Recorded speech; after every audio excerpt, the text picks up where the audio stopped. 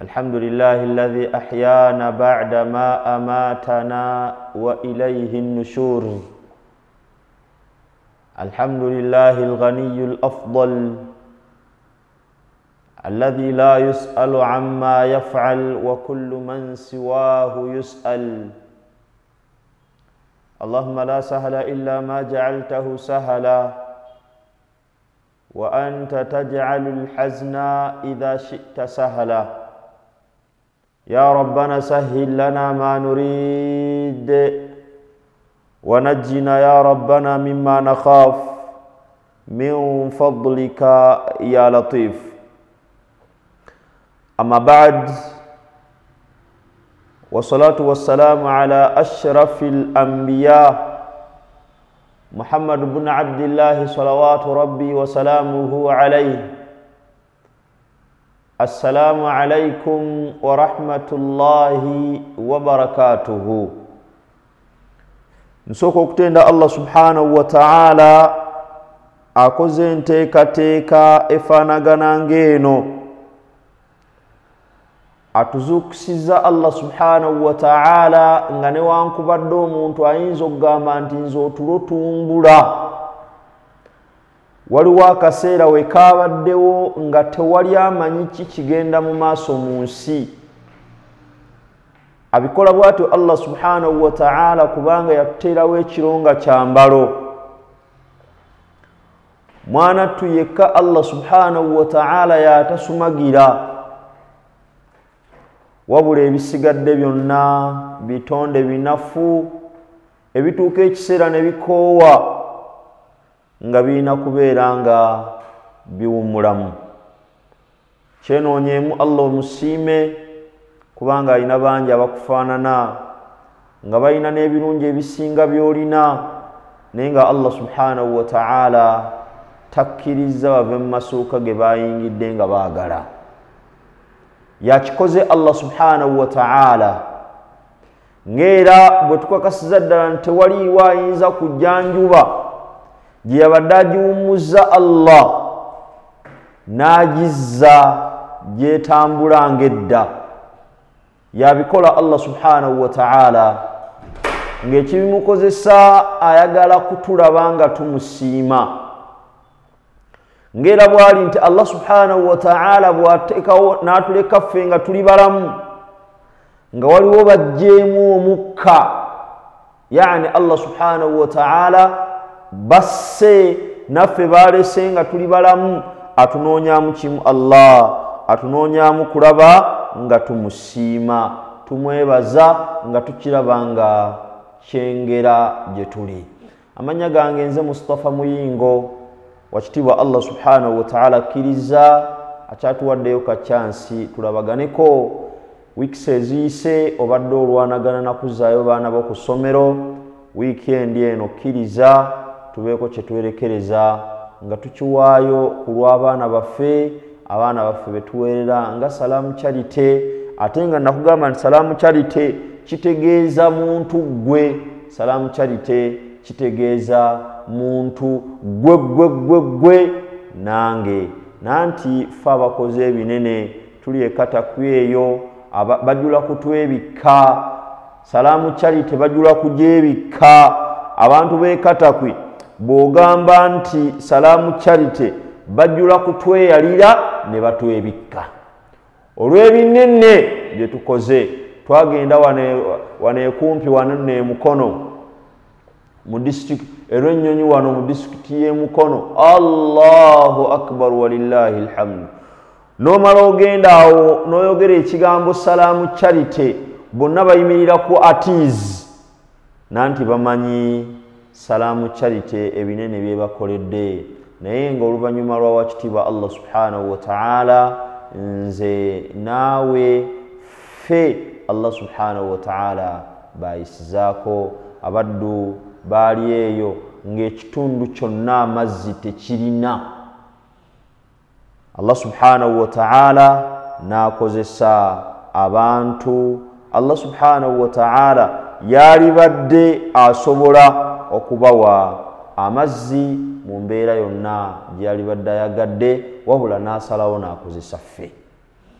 katero ennyonyi awo Allahu akbar walillahi alhamd okugambye nabo bajula okutwebikka batweyalira ate batwebikke naye nga byonna byonna ki omutwalo gwo esatu gyo etaanu gyo mwana tujonyooma kakati bwe tujja ate kuba mulekwabo tubasomesezza kuva myaka ki tubasomesezza kuva nga benkana batya Allah subhanahu wa ta'ala n'atuwa obugumiikiriza n'obumalirivu ne tukkiriza nti awo tumala okujjako ez'abaffe tukwate ate na bano tubawe ekyo Allah subhanahu wa ta'ala tumusaba akitubaleko Allah subhanahu wa ta'ala naffe ensonga ezaffe Allah subhanahu wa ta'ala azatendingeko Allah subhanahu wa ta'ala atusitule atuwa obulamu obulungi ataasa ab'ensaalwa ataasa abatulwana ngate mwana tetulina kye tubakola n'olwekyo nkusaba nakugamba nti partnership gye tulina n'essomero eryo emitwalo 10 gisomesa abaana basatu emitwalo 10 gisomesa abaana basatu kiba kitegeeza nti emitwalo 3 mu something bw'ogamba nti nze mpadde 3 kitundu ate gwe oba oyitiridde oba onkoze bulungi nnyo kubanga tugattagatta ezo ab'essomero ne tubasasula ne tugamba nti katubaweerezeeyo akawunga tubaweerezeeyo sukaali tubaweerezeeyo ebitabo tubaweerezeeyo ekkalaamu byonna tusigala tulina bye tugattagattako 077 0776 444 aba Airtel 0707 715 715 okwo kwoba oyita obeeko kyowaayo naye mbasaba mbegayirira ku lwa kitiibwa Allah subhanahu wa ta'ala twegatte ogambe nti nze 10 ku lw'abaana bange nga Allah subhanahu wa ta'ala omusabirako omugamba wa kitiibwa Allah mpe embavu mpe obumalirivu nywezaawo Allah nsobole okubanga abaana bange mbasomesa nsobole okulaba ku baana bange nga batuukiriza ebirooto byabwe their parents who get to talk to their kids, their children, and they happen to share with them what they dream of becoming when they grow up. Taatawo taliiwo kulaba mmotoka gy'ovuga maama wo tasobodde gituulamukko kulaba bukibi ofuuse gwe gwe yaweekanga ku mugongo gwe gwe yabikkanga byayambala baatubikkanga bikubiro n'akubikka osobole okubanga weebaka olwaleero oyina amaka agago oyogera abantu obagamba nti nsula wali ennakawuka Allahu akbar walillahi alhamdu nga wazimbawo ekizimbe bwaguuga naye nga maama wo tasobola kukiraba tasobola kumanya nti ddala mutabani wange Abdussalam Kinobe yazimbye ennyumba eno bwatyo Allah subhanahu wa ta'ala njagadde ndeetera ku oyo ekyokulaba okuba mu nakawuka musajja mutuuze w'ennakawuka ate yazimbayo olubiri kakati njagala weesiigire ekifaananyi ogambe nti Allah nsobozesa nsobole okubeerawo nange nkuze abaana bange mu kino kyenkola mu kubanga nnyamba kwabo abataalyagadde kubanga tebaliiwo baana baabwe kubanga babasondera fiizi biidhinillahi ta'ala nga sinaba nnyo okugamba nti nyanjula omulamwa gwaffe njagala nnyo okusooka okumanya nti kiraasi ejjudde kiraasi eteredde ndyoke ntandike okubeera nga nkutegeeza biidhinillahi ta'ala Hajji Badru Sebyala RDC agambye nti ku nsonga eyo ntaddeko 15,000 RDC 15,000 zituuse Gulamu Habib naawe 15,000 Gulamu Habibu yagadde sebo wenkanenkane ne RDC alhamdulillahi rabbil alamin 15,000 nziraba Fatuma Namiya olukumi ndulaba, Nakiryo wa Shamim olukumi lutuuse, Ahmed Kizito 3000 naawe nzirabye. Kirasi tenagumira bulungi, nja ntera okwagala abantu 10 asitamala okubanga batuuka nga ndyoka nkutwala nkwanjulire omulamwa gw'amakya agaleero biidhinillahi taala. Wenjagala twejjukanye, njagala nkusaba okwate essimu yo kebereko ekitono ekyekiriko ekinene ekiriko omugambe wa kitiibwa Allah subhanahu wa ta'ala nti kiikyo kigende bamulekwa basome, bamulekwa nabo babeere nga bayiga eddiini yo, bakutegeera Allah subhanahu wa ta'ala, tebasoma ddiini yokka, basoma n'ebirala. N'olwekyo nyiga essimu 07646 0776 444 220. Aba Airtel 0707 715 715. Merchants osobola okuyita kutandike na MTN onyiga star emu mukaaga 5 star 3 hash. Bosindika bakubuuza merchant code oba merchant ID nga 315 865 315 865. Bwomaliriza okubanga osindise bakubuuze sente gwazimanyi na butya bw'oyagala Allah subhanahu wa ta'ala akusaasiriremu, akuumiremu, akulundiremu abaana bo. Abamu bali ku masomero, abamu balina waka basomadde, bakyebase basaale subuhi nno, baleme kugamba nti beebakaate bwebasi. Teekamu omaliza oteekamu merchant ID, teekamu sente, bakubuuza sente, teekamu ogambe ayi Allah ku lw'abaana bange, ayi Allah ku lw'abazzukulu bange, ayi Allah ku lw'ezzadde lyange. Waliwo bangi tebalina baana, waliwo bangi baabazaala, abamu Allah n'abajjulako. Bannange teri kizitowa, bannange teri kikaluba, bannange teri kinene nga taata okutunulako mu kabuli y'omwana we. Allahu akbar walillahi alhamd. Teri kizitowa nga maama okuziika omwana we.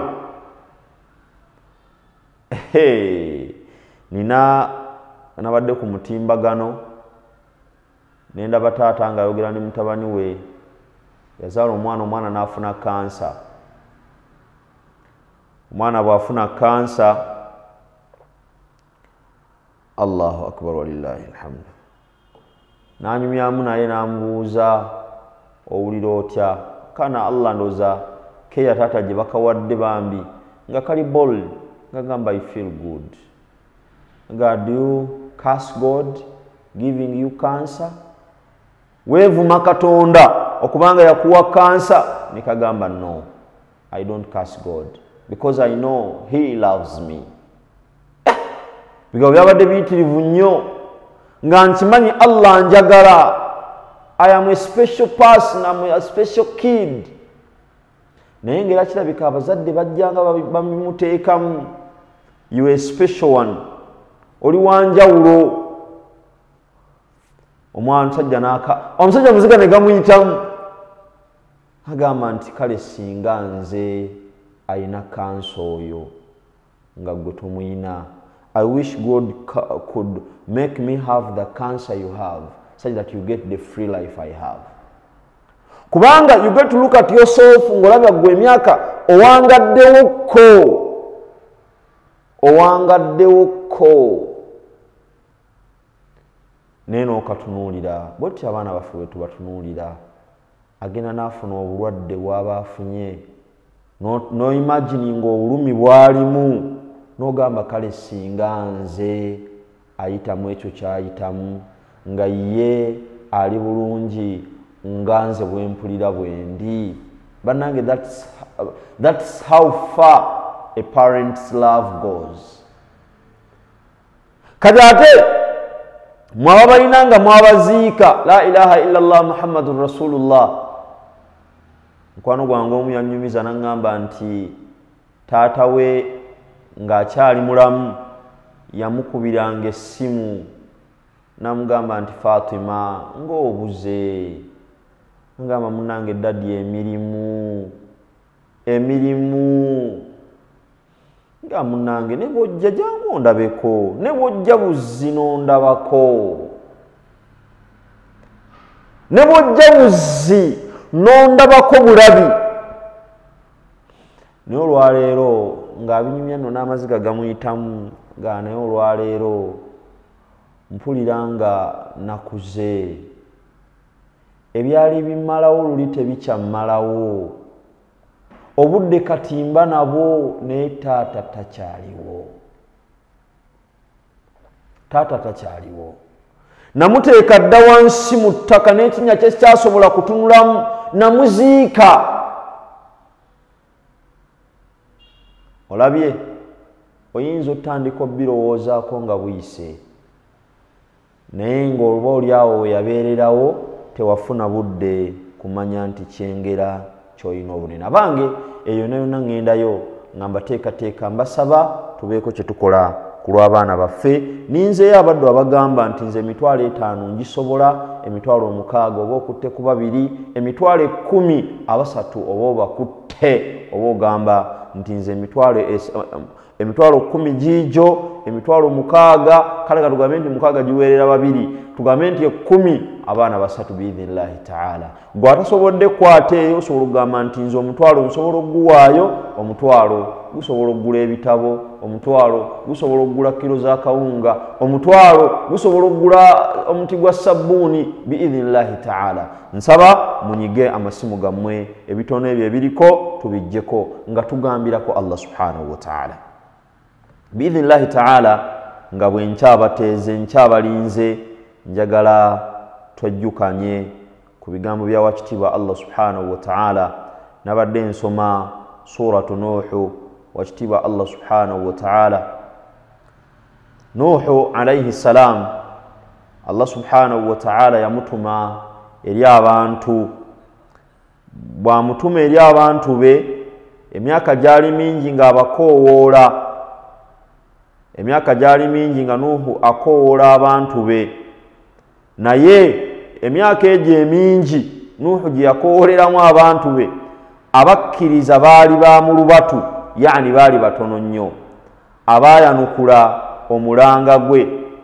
Nuhu akola report eri wakitiibwa Allah subhanahu wa ta'ala.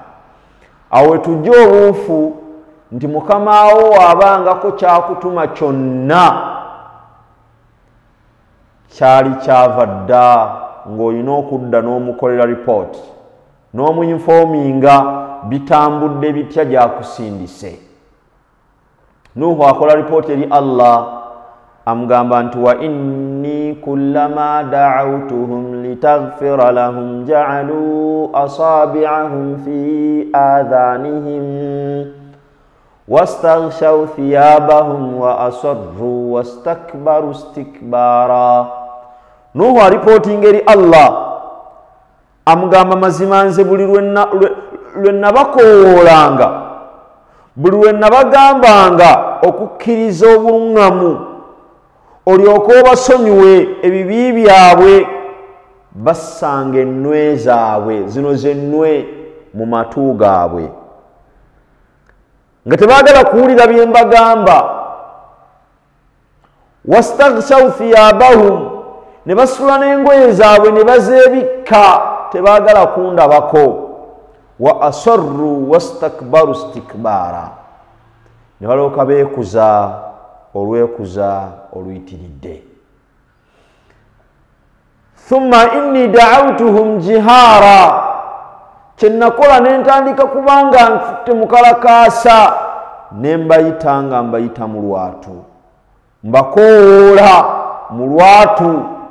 Nagendanga kinnoomu, nasookanga genda kinnoomu nga munnange kkiriza Allah, munnange waayo Allah subhanahu wa ta'ala ensonga azatendingeko, ate woba omuwa okusinziira ku butya bw'ozitowa.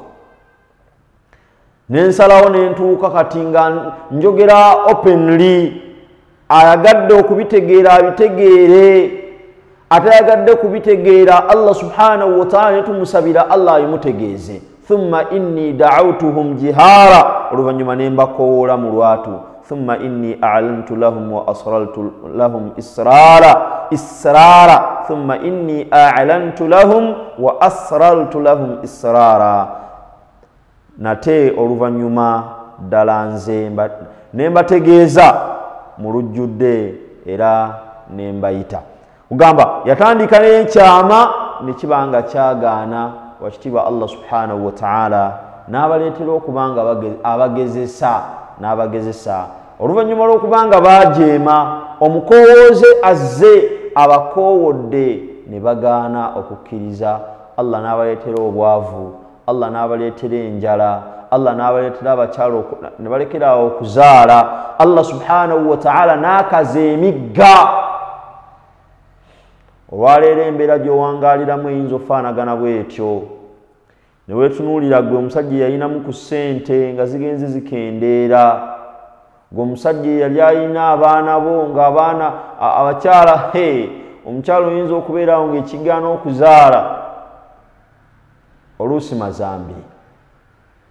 mazambi bunafu. Allah subhanahu wa ta'ala tena abagonza, bamala okubagonza baddayo ewa Nuuhu. Asooka entunuleyo ndabe. Alhamdulillahi rabbil alamin. Muhammad Rashida omutwalo wuno aguwaddeyo. Hasfa n'abawanuka 2,000 aziwaddeyo. Hajji Jaafar Mugerwa ku lw'abazadde be agambye nti nze omwana omu musobola 3,500. Nsaba Hajji Allah subhanahu wa ta'ala asaasire bakadde bo. Allah subhanahu wa ta'ala alongoose ebifo mwe bali. Allah subhanahu wa ta'ala abalage kino ky'owaddeyo. Nkalaba akameseji kagamba ku lw'abazadde be. Allahu akbar walillahi alhamd. Lwaki Allah taabalage? Lwaki Allah taabanjulire? Kubanga yatusuubiza ala lisaani rasul nti omwana Adamu ng'akisa ku lubiri lw'omubaka we aga nti omwana Adamu bw'afa beppaba byonna biyimirira, okuggyako ensonga 3 omwana omulongoofu asobola okusigala ng'alumirirwa bakadde be. Hajji Jaafar okoze bulungi nnyo. Nsaba Allah subhanahu wa ta'ala naawe abaana bo basobole okusigala nga bajja kusigala nga bakulowoozaako n'okukolera ebifaanagana bino. Abasajja Abawarabu bagamba kama tadiinu tudaani, bw'owola bw'ogenda okusasulwa. Birru abaakum tabarrukum abnaakum, mugondere bazadde bammwe. Akantu ako nze kantiisa, era singa mbeera wembadde dadi n'abanga alina tata ng'alina kyanneetaaza nkubamu akafaananyi ngamba nti atera okuŋŋamba waaye sigenda nze kuvuga mu motoka, jangu gwaba nvuga. Naye ng'akugamba jangu ng'olina ebibi ebikutuddemu, akugamba jangu ssebo saagala kuvuga mu motoka, jangu gwaba nvuga. Noga ya Rabbi Mungu kangende at least maleka akadde naye n'okikola ng'okikola lwakweraliikirira nti bute nange n'enzaala benzadde, nekituuka ekiseera nga mbeetaaga ne basalawo ne bankuba omugongo, ne basalawo ne bankuba obubegaabega.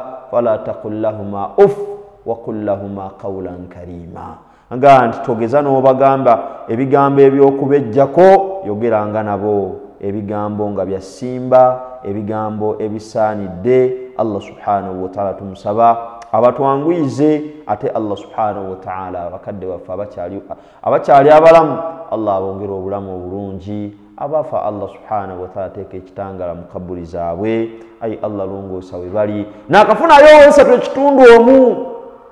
Gwe bakadde bo baagaliza ki? Bakadde bo balowoozaako ki ekijja? Bakadde bo bw'obalowoozaako ebyamaziga mu biveeko, ebyoka amaziga talina wallahi kyafunamu. okujjako ate Allah okumubuuza nti gwani gwe bakaabira ebyo biki ebyo byakola oba omwongeza omuleetera bizibu wabula bw'okola nga Haji Jaafar bw'akoze. Allah subhanahu wa ta'ala, let me tell you what happens. Haji Jaafar nga bw'okuteesa ekitundu kino n'oziwaayo ku lw'abazadde bo kandowooze nti kati ebiri ekitundu gya maama omutwalo gwa taata. Ebiri gya maama ogumu ekitundu gwa taata.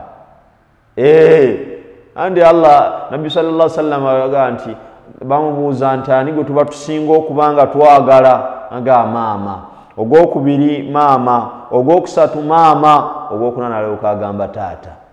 Akati bwentonze bwendivide nze njawuzaamu bwentyo. This what happens omuddu bw'akola omulimu omulungi ng'akoze ku lw'abazadde be. Allah subhanahu wa ta'ala nabisomesako dda aga nti olaika okamanyi nti Allah subhanahu wa ta'ala yateekawo zimalaika ezo yazaasayininga okutegeeza abafu abo nti kati bukedde, kati buzibye. Era zimalaika ezo zina ebiwandiiko oba emirimu emirungi nkikunyonyola ntya zibalaga nti olabye byewakulembeza okukola. Kakati bwe bukeera ku makya nga bwe bukedde, Allah subhanahu wa ta'ala agenda kulaga taata wa Haji Jaafar ne maama we nga nti olabye bagenda otunulako bwe bati balabe nga ebintu bikyuse, embeera Allah agikyuse. Bwe gaba masuuka Allah ng'agaalidde amapya, akawawu akayitirivu kayingirewo nga nti anna li haadha ya rabbi, ate bino bivuddewa? Bino nga tukadde tetwabirabyeko ejjo. Allah subhanahu wa ta'ala abaddemu aga nti mutabani wammwe Haji Jaafar Mugerwa yabikoze. Basimayiringe, basanyuke, era bebaze Allah subhanahu wa ta'ala bamugambe wakitiibwa Allah, mutabani waffe oyo bw'abanga akyatujjukira akyasobola okutukolera kino, wakitiibwa Allah subhanahu wa ta'ala muwanvuyiza obuwangaazi asobole okusigala nga akyabikola. Abange wansi eyo gye bali bakadde baffe abo babuuza ekibuuzo, babuuza bagamba nti abayi mukyatujjukira, mumwe mulimu abakyatumanyi. Abaaye nze natuwako ekiseera nenzikiriza nti omuntu bw'aba alina abantu b'abadde awangaala nabo, Allah bw'agenda abajjulula, bw'agenda akadigwa ku byakafaananyi, taatawo maama we Allah n'amujjulula ne taata we n'amujjulula, bassenga be bonna Allah n'abajjulula, abantu be yalinga awangaala nabo be yali ayita mikwano gye nabo n'abajjulula. Okimanyi ng'omuddu oyo atuuka ekiseera nga naye awulira ayagala, kugamba ng'awulira takyatya kufa, ng'awulira takyakiraba nga big deal. Simanyi oba osobola okusikawo endaba olw'ensonga ayina abaamusookayo be yali ayagala ennyo, era nga buli wabeera abajjukira, abasabira, aboogerako. Kakati mu kubasisinkana wano alaba nga kyokka kyekyalibadde kisinga obulungi gy'ali. Gwe olwaleero bw'oba olowooza ku bakadde bo nkakasa toyagala basisinkana.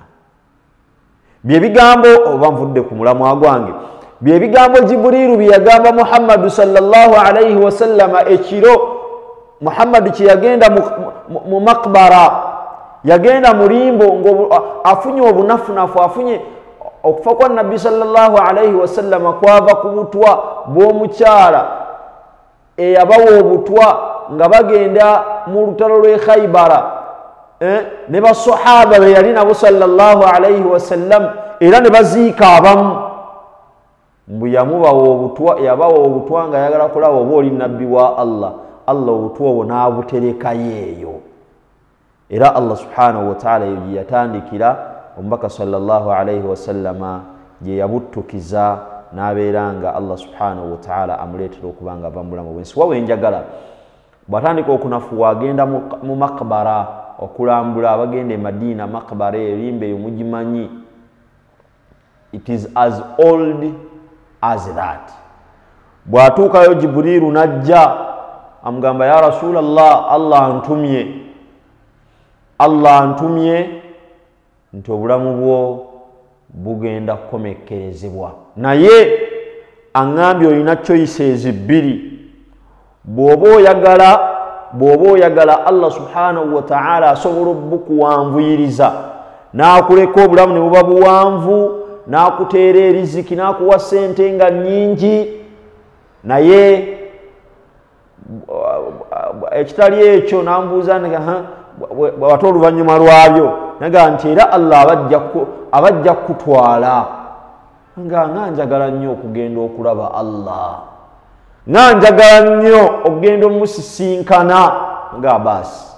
bw'oba bw'otoyogedde process bwe yaddayo obulwadde ne bumunyiikirira era n'abeera nga agenda. Kakati ddala weesunga ogenda osisinkana bakadde bo oba owulira tobeetaaga, weetaaga ogenda osisinkana Allah oba owulira it's a bad dream, owulira nga kirooto kya ntiisa okugamba nti genda osisinkane Allah.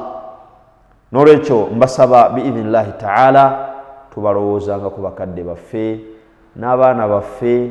Gwagatta n'ogamba nti ku lw'abaana n'abakadde ziizo binakyasembyeyo gwenda bawano Hajji Jaafar Mugerwa n'emitwalo 3.5 kaninde ndabe gwe ogamba ki biidhinillahi ta'ala. 0776 wa MTN yoyo wa Airtel 0707 715 715.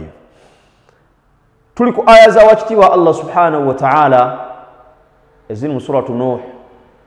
Wakitiibwa Allah subhanahu wa ta'ala agezesa abantu ba Nuhu n'enjala empitirivu n'obwavu obuyitiridde, abakyala balekerawo okuzaala bagenda ewa Nuhu bagamba nti Nuhu tusabire ku Allah wo atukyusize embeera. Nuhu bwe yagenda ewa Allah yamuwa solutions abagamba faqultu astaghfiru rabbakum innahu kana ghaffara. bagambe astaghfirullah, bagambe bayitirize okunnenenyeza, bagambe bayitirize okunsaba mbasonyiwe. faqultu astaghfiru rabbakum innahu kana ghaffara, bagambe basabe mbasonyiwe. yurusili samaa alaykum midrara, Allah subhanahu wa ta'ala agenda kussa enkuba. wayumdidukum bi amwala wa banina wayaj'al lakum jannati wayaj'al lakum anhara. Allah agenda kussa enkuba, Allah agenda bawa emaali, Allah agenda bawa abaana, byonna nga we yabibajjako. kwenenyeza wakitiibwa Allah subhanahu wa ta'ala. Allah subhanahu wa ta'ala mu suratul Baqara bw'aba ayogera ku ky'okumweneja akirireetinga n'essente okuwaayo, agamba nti intubidu sadaqati fani'immahi wa in tukhfuha wa tu'tuha alfuqara fahuwa khayrun lakum. agamba nti we musalawo saddaaka ne mugiwaayo mu lwatu tekina mutawaana. N'agamba naye we musalawo ne mukukuta mpola mpola ne mugenda abaana abo gye bali bamulekwa ne mubatwalira kye mubatwalidde, nakyo kirungi gye muli. wenjagala wa yukaffir ankum min sayyi'atikum. wakitiibwa Allah subhanahu wa ta'ala ajja kubasonyiwa ne saddaaka zammwe wayukaffir ankum min sayyi'atikum Allah jabbadiramu amazambi ago ge muyina wakitiibwa Allah asobola okugaboozaako nakunyumiza Uthman bun Affani bwe yasaddaaka mu bungi bwabyo omubaka sallallahu alayhi wasallam gwe tumanyidde ddala ntalina kyeyayogera lwakuba nti he was excited mbu he got excited n'ayogera eby'ensimattu nedda wabula Uthman bwe yawaayo n'awaayo omubaka sallallahu alayhi wasallam kyava agamba nti ma dalla Uthmanu ma faala ba'da al-yawm Uthman takyaddamu kukola nsobi okusinziira ku ekyo kyakoze olwaleero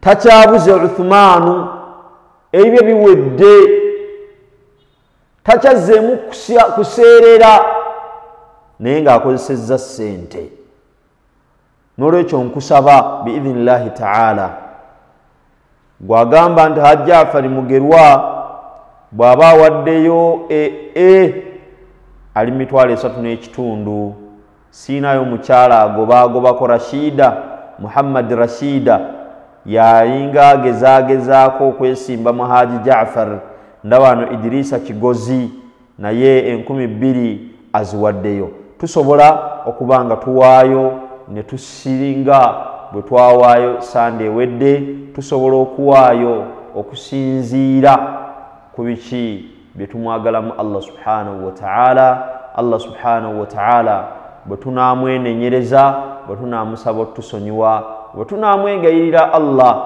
asonyiwe bakadde baffe Allah subhanahu wa ta'ala ajja kubasonyiwa. Omusajja omu yabuuza Nabbi sallallahu alayhi wasallama namugamba nti abazadde bange baafa naye nina bye nsobola okukola nentuukiriza okubanga mbagondedde yesi baafa naye ninawo bye nsobola okukola ebirala oba kati biwedde neeriira emmere yange neebake oluvannyuma lw'okubanga mbaziise. Nabbi sallallahu alayhi wasallam namugamba nti addu'aau ilayhima okubasabira tolinda kisiibo tolinda kumala kuŋŋaanya kiro za basmati 100 tolinda kumala kuŋŋaanya senga ow'ebutambala naye ajje tolinda ekyo kumala kukunga gundi ne gundi jangu ne bw'oba omaliriza esswala naawe wootudde osobola okusirika n'ogamba Allahumma ghfir lahu Allahumma arhamahu Allah musaasire Allah musonyiwe. bituuka namugamba nti wastighfaru ilayhima n'okubegayirira Allah abaddiremu Allah abasonyiwe. Wastighfaru ilayhima okubegayirira ku Allah abaddiremu Allah abakyusize embeera kyekimu ku bikukakatako oluvannyuma lw'okubanga Allah abajjeewo naye ebimu ku makubo g'oyinza okozesa kuwaayo n'owaayo ng'owaayo ku lwabwe ate abaana baffe bo batukakatako nnyo kubanga edduwa zaabwe nazo gye tuli edduwa y'omuzadde eri omwana n'ey'omwana eri omuzadde ndowooza olaba position gy'olimu nti oli wakati mu masaŋŋanzira gwe mwana ate gwe muzadde mu kubeeraako nga gwe mwana olina bye waziika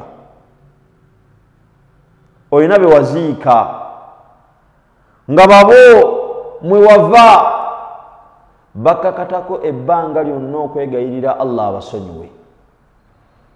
Ate gwe maama Butrika gwe maama Faruku gwe taata Amna kikukakatako okwegayirira Allah subhanahu wa ta'ala.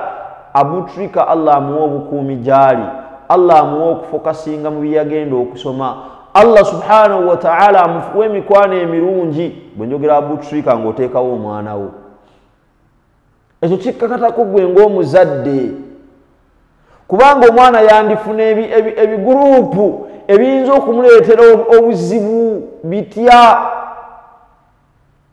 Mwana emikwano ye n'aba nga afunye gimuleetera kubeera ng'abeera mu mukwano gwa kibaliga.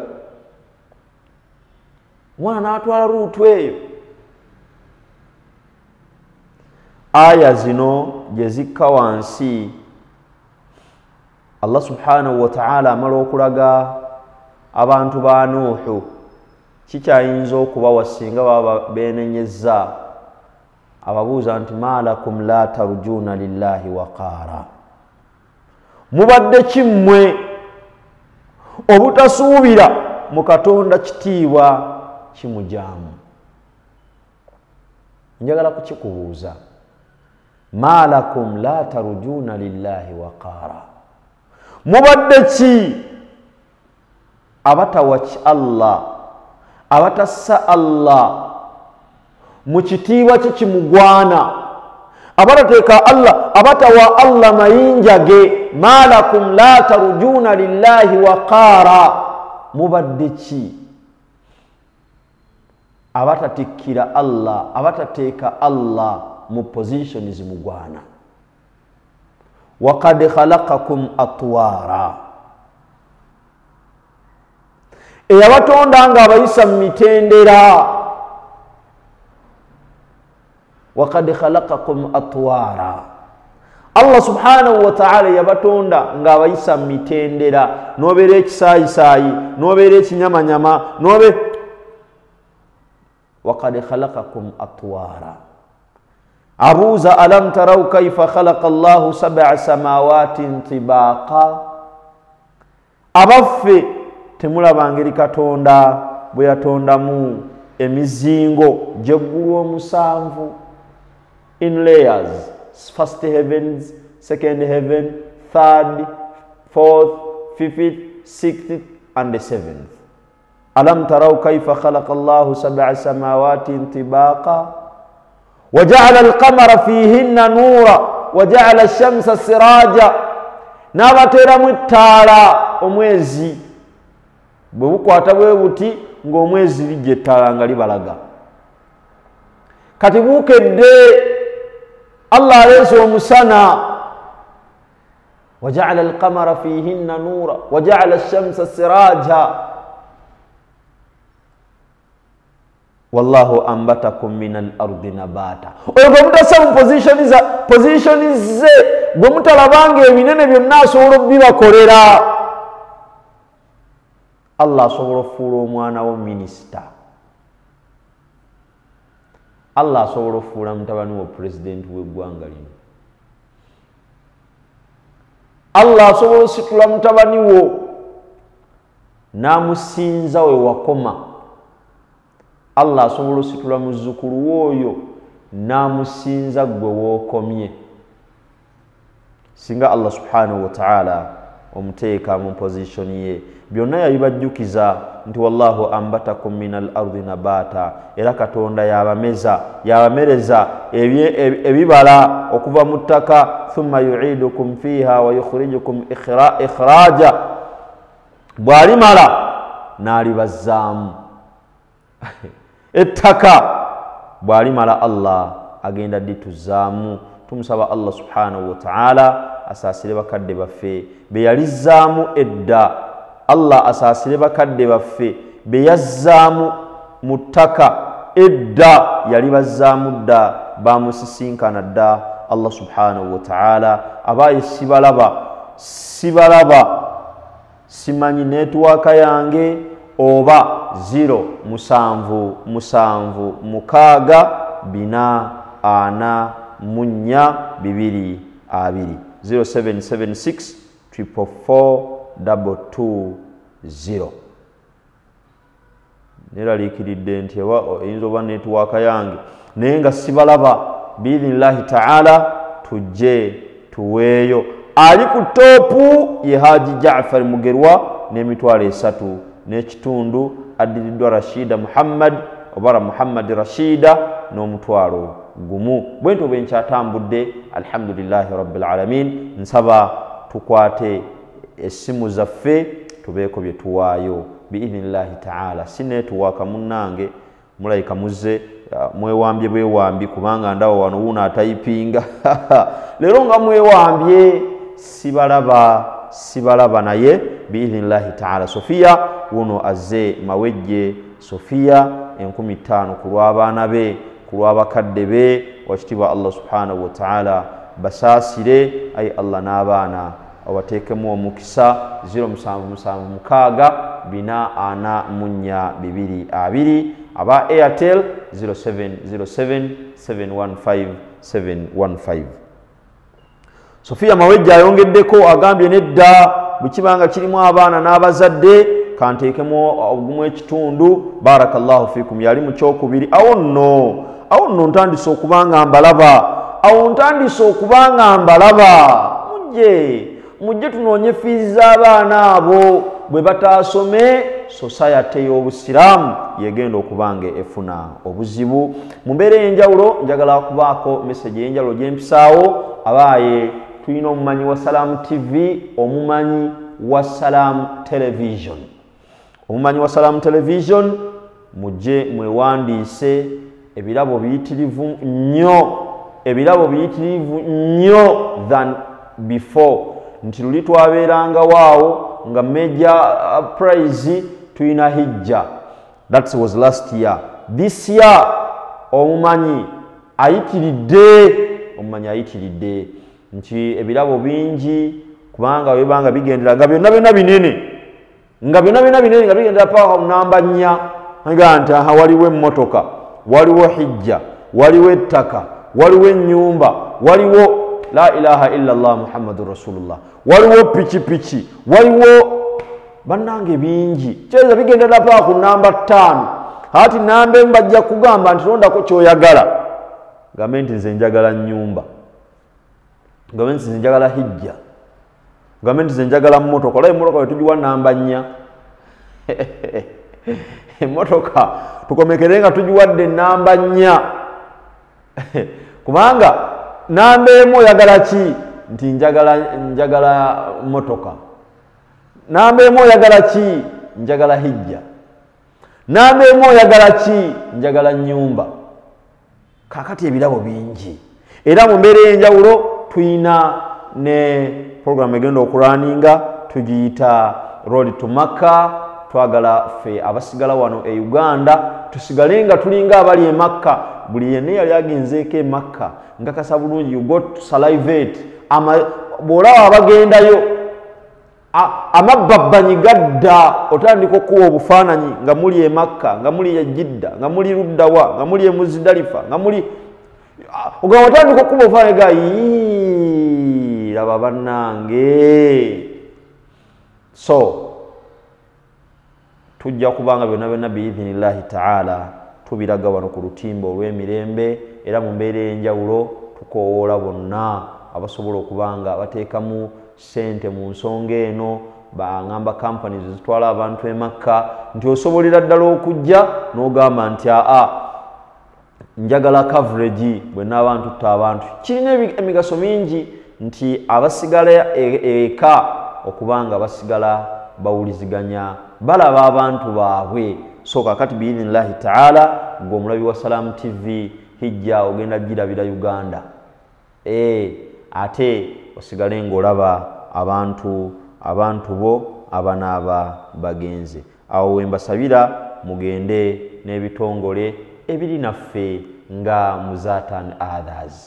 Muzatan Others. Tambula naabo kubanga osobola n'okubeerawo n'ogamba nti njagala gundi naawe genda wali nkulabeko mwezi akamese n'ogamba nti waayi bw'olaba Sheikh Yasini Kiweewa wayimiridde bw'oba oyimirira nkulabeko kiyingira mu records naawe mpewo waliko ku TV osobola okugamba omuntu aba agenze e Makkah. Era ekyo insha Allahu taala tubashuwaringa nti byonna byebiri mu road to Makkah. Sauda Nalubega naawe nkulaba wano 13 zituuse akadde kadduka naye akyakulembedde ye Haji Jaafar Mugerwa. Nfuneyo 5 Shafiki Matovu weewamba. Shafiki Matovu sikyakulaba. Shafiki Matovu mukadde wange obudde bulabika bukubula obwa obudde bwa TV bukubula nobeera nga toyina kadde naye biidhnillah alhamdulillahi rabbil alamin abazze saba Allah subhanahu wa ta'ala akkirize byetuwaddeyo Allah subhanahu wa ta'ala ayanukule okusaba kwaffe kwe tumusabye naye nkyalaba wano akyasembyeyo ye Sauda Nalubega n'3,000 ani ajja ani awaayo nfuneyo omuddu agamba Haji Jaafar Mugerono nti nedda towa vaayo Haji Jaafar vaayo kanfuneyo omuddu omu bwati ampeyo emitwalo 5 biidhnillahi ta'ala nfuneyo omuddu ampeyo emitwalo 5 angambire Haji Jaafar nti Haji Jaafar vaayo Haji Jaafar akute bendera okuvira ddala ku ssaawa yino yabaddemu eddakiika 3 tuli mu ssaawa emu eddakiika 36 munene ki ajja angambira Haji Jaafar nti bwe kibanga nsonga za kubeera nga twegayirira Allah kutusonyiwa twegayirira Allah subhanahu wa ta'ala teeka baraka mu baana baffe twegayirira Allah kusonyiwa bazadde baffe tojja kutusinga noonyayo 5 biidhnillahi ta'ala enkula y'omutwe enkula ya show yekuwa ensanirira yaazo nalibadde noonya wa 10 naye tosobola noonya wa 10 nga 5 akyabuze 07776 noonya ow'emitwalo ejja 5 nkimanyi minal mu'minina rijala mubakkiriza mubaamu abaami mubaamu abasajja mubasajja mubaamu abasajja ngwaŋŋuli ayinza nno okuba omukyala kandabe biidhnillahi ta'ala noonyayo omusajja omu bw'ati ampayo emitwalo 5 07776 442 0776 444 ow'emitwalo 5 gwe gwe nsomera ennamba 0776 444 bwe ziba nga ziri ku Airtel 0707 715 715 teekamu ensimbi omugambe Allah nti wakitiibwa Allah subhanahu wa ta'ala ensonga yange eri bweti ensonga yange eri bweti ensonga yange eri bweti wakitiibwa Allah subhanahu wa ta'ala atunula mu bifuba byaffe n'alaba ebitwesinze n'alaba ekitumalako emirembe Allah subhanahu wa ta'ala n'akola ekyo naye abaana baffe abo nabo nayagala nsooke nninda abamu bagwereyo musobole okuba ate nga ate mukwata kuba abalala mu mbeera ey'enjawulo era ekirala tulina ensonga yaffe gye twaliko emabegakaawo eya Bunwe ensonga ya Bunwe ekikomera kya masjidi yaffe ey'Erwannyonyi ekikomera ekya masjidi yaffe ey'Erwannyonyi nakugamba nti omulamuzi Yasini Nyanzi yatuwa ettaka ne tulizimbako masjidi ne tufungiza ne tuteekako n'oluzzi ke kasiriikirira ako twali tukyayira twali tulonkinga oluzzi olwo wabiraba bulungi nnyo biidhnillahi ta'ala tumusaba Allah atwanguyize twagala tuteekewo learning center naye ekikomera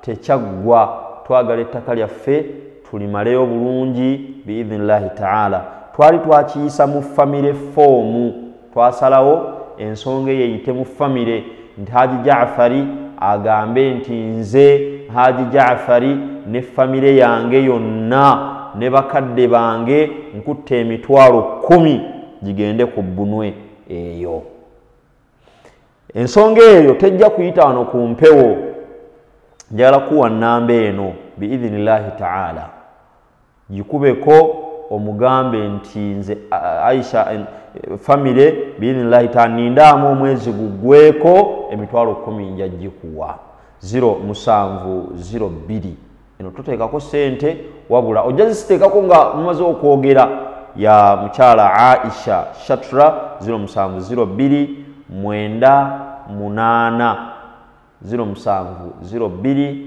988 863 072988 ya mchala Aisha Shatra Nagawa Kagwa. Gwe bw'omugamba nti nze nja kusobola okuwaayo 10 eryo ng'akunootinga, bw'anaakunootinga insha Allahu taala ng'asobola okubeera nga akujjukizaako biidhinillahi taala. Taqiya Nakiwu naye 1500. Mbadde mmanyi ojeeyo empologoma ya Mungu, ojeeyo. Taqiya esente ensoose zirabira wala, ndowoozezza nti empologoma ya Mungu Haji Jaafari ogijjeeyo ogaye nti Haji Jaafari Debbali, Sumaya Nalubwama. Taqiya 1500, Sumaya Nalubwama 1500, noonyaayo ow'emitwalo 5. Ai Allah, ai Allah, ai Allah, nkwegayirira sisiibula okujjako ng'ompaddeyo ow'e5. Eddakiika zizzo ndi mwana mwemu na mu 2 ezakayita ku ssaawa emu biidhinillahi taala. Nkyalagala ngumiikirize oba olyawo wakitiibwa Allah andeetereyo omuddu agamba Haji Jaafari Mugerwa ono nti nedda Haji Jaafari esatu ekitundu togenda singa kiraasi emitwalo egi gwe nida oyo bwatyo. 07744422 koba oyita okwo oba kanze wano nja kubulaba. 0775 n'aba Airtel merchant procedures osobola osalawo n'ogamba nti nze kampite ku merchants. Osobola onyiga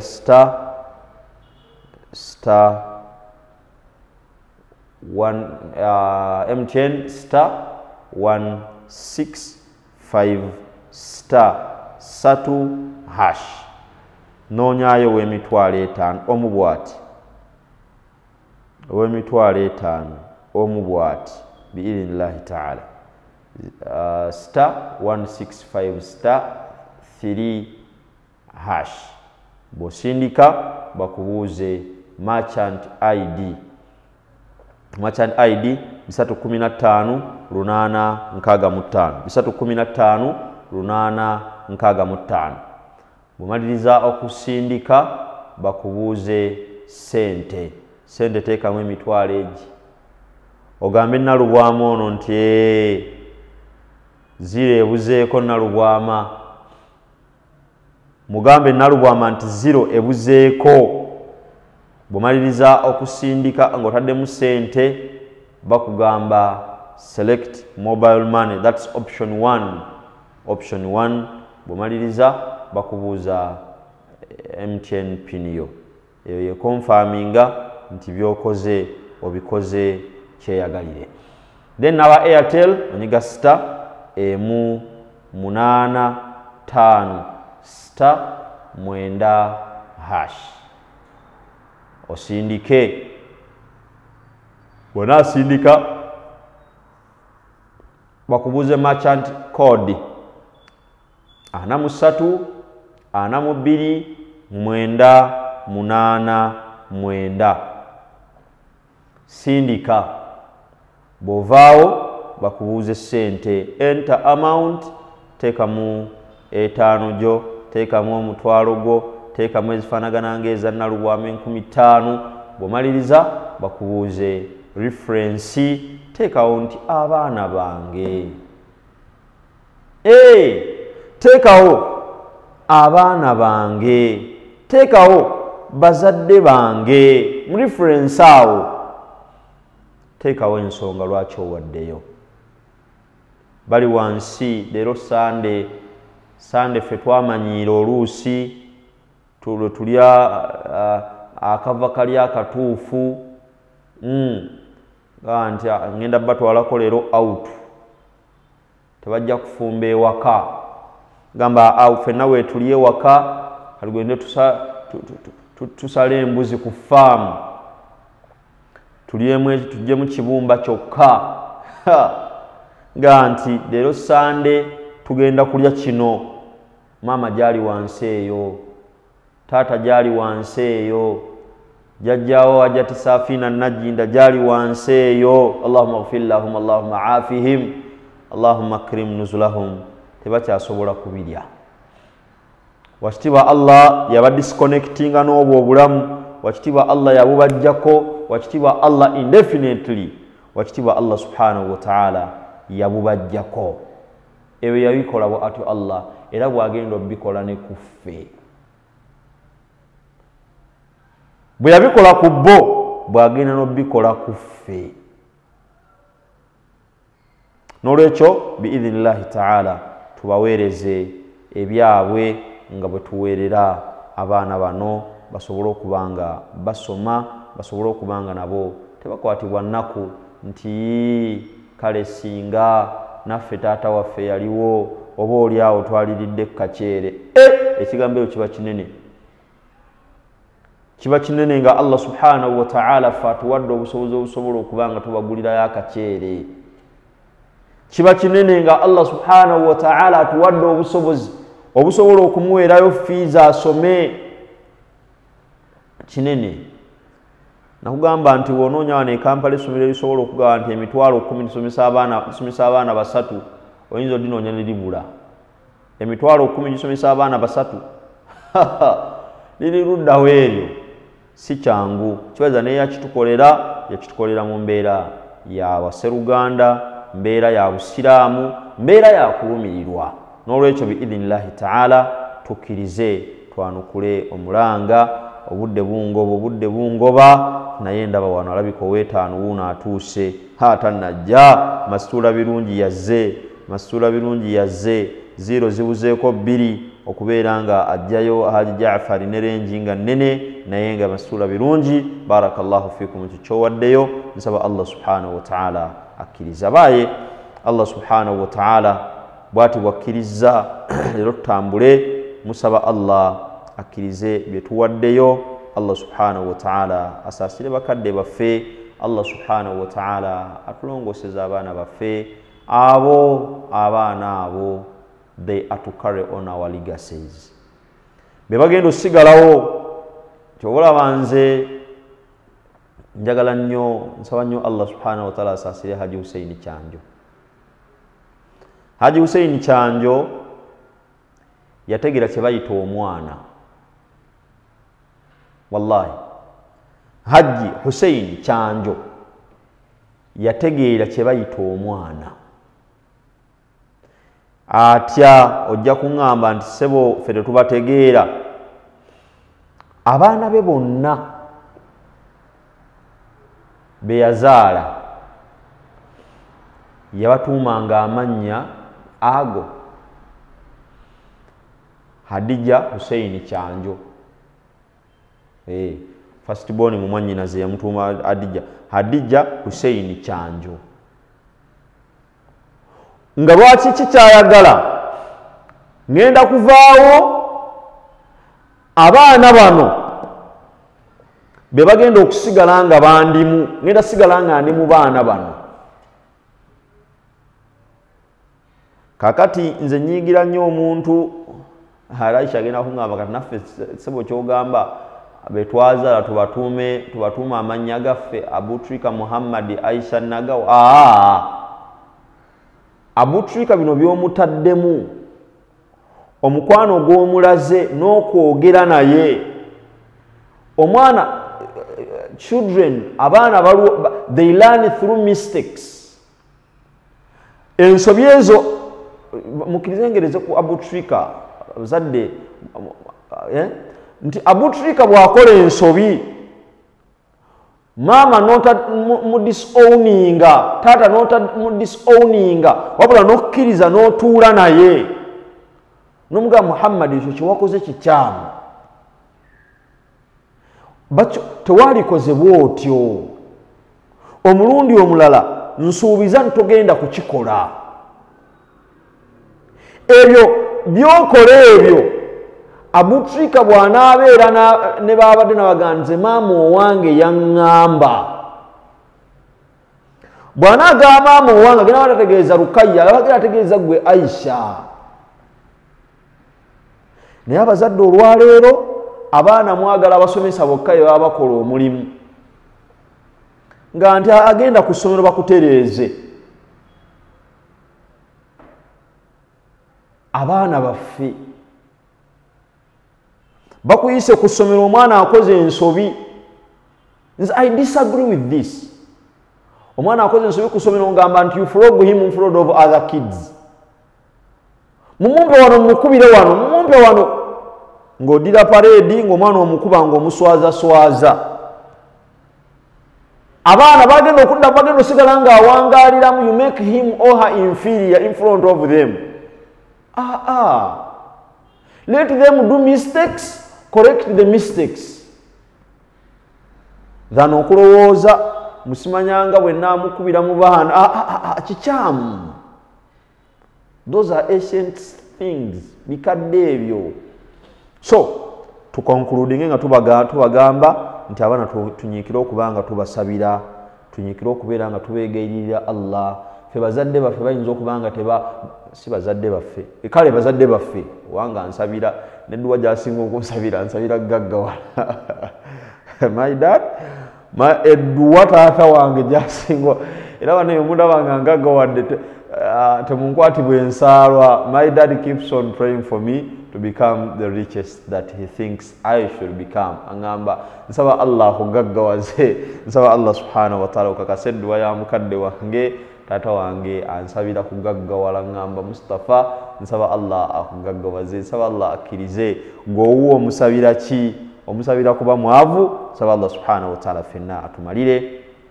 Ow'etaano ambuze, ow'etaano aganye okujja, n'olwekyo Haji Jaafar Mugerwa n'abeera nga kiraasi agyetisse bulambalamba paka Makindye. Wayitawo Makindye. Bw'ate agyetisse. So mukadde wange, I do salute you, I will seated. Salute bagikuba batudde naye I'm not permitted to stand. Naye kiraasi ogyetisse. Nsaba Allah subhanahu wa ta'ala abakadde abasaasire naffenna bye tuweereddeyo. Ndaba wano Joeri yawanana naye agambye nange ebina bisobola okuvaako. Nsaba Allah asaasire abaana bange, Allah abantere mu byenjagala. Tolekerawo basabira kubanga edduwaayo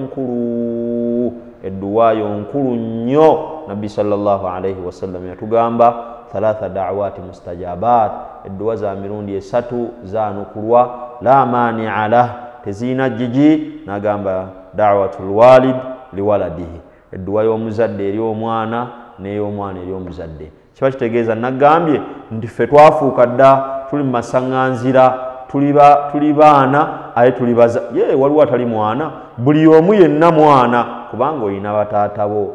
Haji Kaggwa, Allah subhanahu wa ta'ala amutusaasirire, Allah amuwe obulamu obulungi wansi awo waali ne Hajjati Hasifa Hanifa, erinnya ndyerabidde ndowooza oba Hasifa oba Hanifa, maama atuzaalira omulungi Aisha Shatra Nagawa. Nsaba Allah subhanahu wa ta'ala fenna atusiime. Wa kullu aam wa antum bi khair. Wa sallallahu ala sayyidina Muhammad wa ala alihi wa sahbihi wa sallim. Akulembedde ye Haji Jaafar Mugerwa. Nsaba Allah akusiime. Naddirirwa Sofia Mawejje n'omutwalo gumu n'ekitundu.